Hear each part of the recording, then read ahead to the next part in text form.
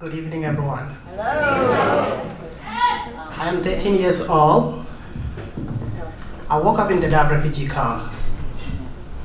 Dadaab is located in the northeastern part of Kenya. It is actually the largest refugee camp. This particular morning, I woke up, took a shower, brushed my teeth, and went on the dining table where my family was seated. My family consisted of 6. My older sister, my 2 kid sisters, my little brother, myself, and my mom. My mom is the most amazing person you can ever get. She's loving, caring, supportive, and selfless. We sat on the dining table, and my sister brought breakfast. She served us. The breakfast was made of bread and tea. There was no peanut butter, there was no butter or jelly. Because in the refugee camp you can't get those things, and you cannot afford them even if they're there. And also at the same time, it was the best breakfast for us because we never know anything better than that. After eating breakfast, my best friend and I took off to school. We went to school. The school was 15-minute walk from my house. We stayed there for like 4 hours, and the classroom were made of 60 students or 70. It varies from each class to another. After sitting there for 4 hours, at noon we were released to go back home for lunch because they don't cook at school. Going back home, we noticed something unusual. It was becoming cloudy, and the clouds were getting darker and darker. At that point, everyone was excited because it was finally going to rain after so many months.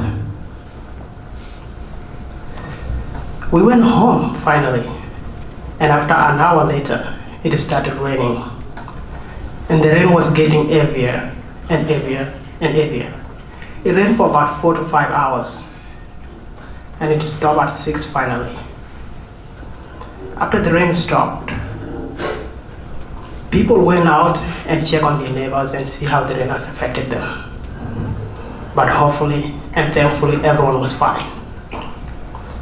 At 7 p.m. it started getting dark, and there were no light in the refugee camps. You could only find light at the police station, the UN compound, and the IOM. But where the refugees stayed, there were no light. So everyone has to go back to their homes because it was dark.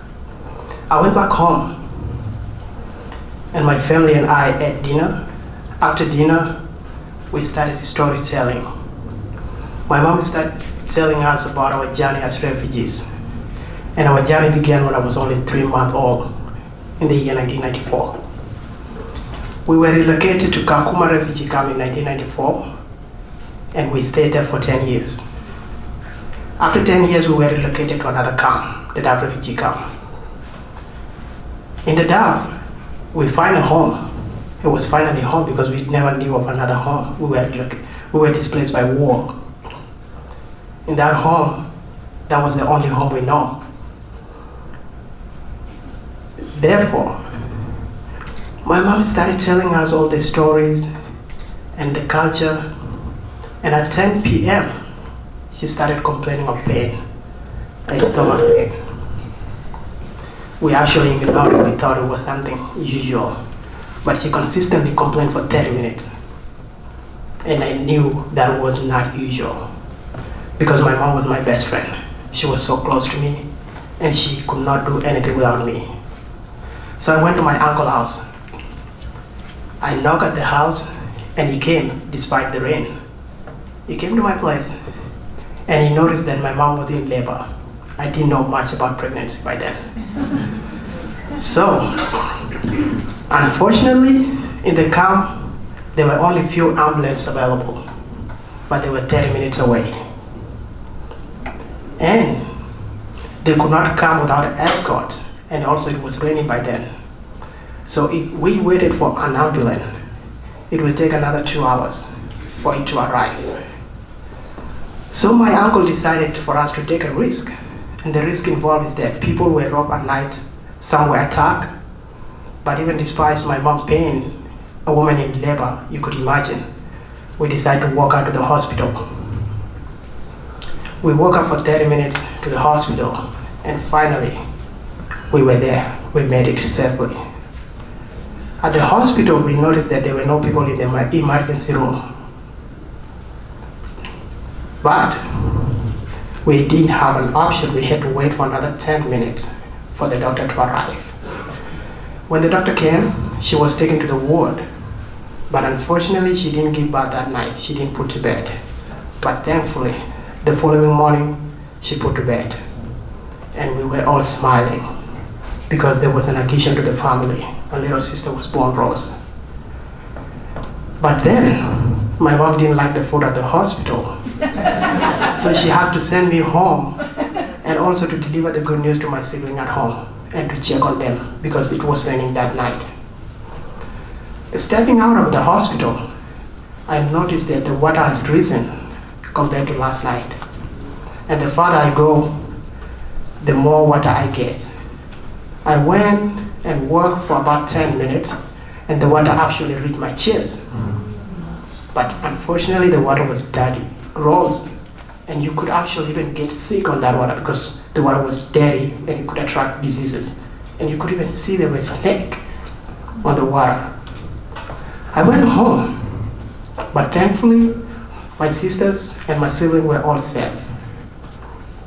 But on my way home, I noticed that people were moving up and down because most of them lost their homes. The houses were displaced by the flood. When I went home, I noticed that my compound or my home was filled up with people.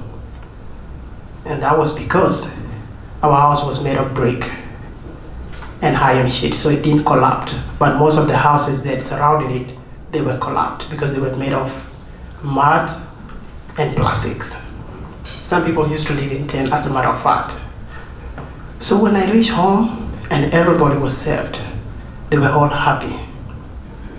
Despite that, we had to wait for another 10 years in the refugee camp. Despite the hardship, despite the rain, we had to wait for another 10 years to come to the United States.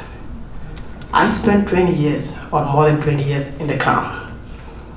But that actually got me thinking every night and every day. Because when I think of my life and I see the situation that I went through, I always think about the children. The children who are in the same situation as I am. The children who have to wait for another 10 to 20 years to get a better future. The children in Sudan, the children in Syria, and the children in the border, and children across the world. These children have a better future. They are the leaders of tomorrow, and they are the future. And all they need is the support, the love, and the care. All they need is just the arm around them. They need the support that we can all give them. And that is the motive of my story tonight. Thank you.